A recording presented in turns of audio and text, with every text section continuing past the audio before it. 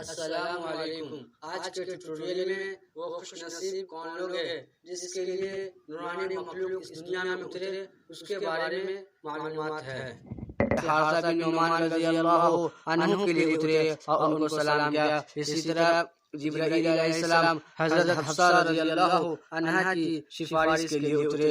جب نبی صلی اللہ علیہ وسلم نے ان کو طلاق دے دی تو جبرائیل علیہ السلام نے کہا، اے اللہ کے رسول، اپنا یہ فیصلہ آپ واپس لے لیجیے، یہ دنیا و آخرت میں آپ کی بیوی ہے۔ تو آپ نے یہ فیصلہ واپس لے لیا۔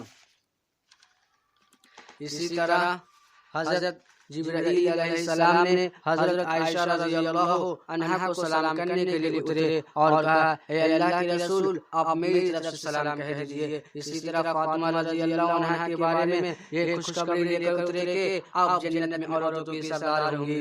اسی طرح سعد بن معاذ رضی اللہ عنہ کے جنازے میں 70,000 فرشتے اترے اور یہی وہ صحابی ہے جن کے وفات پر اللہ کا عرش ہل گیا۔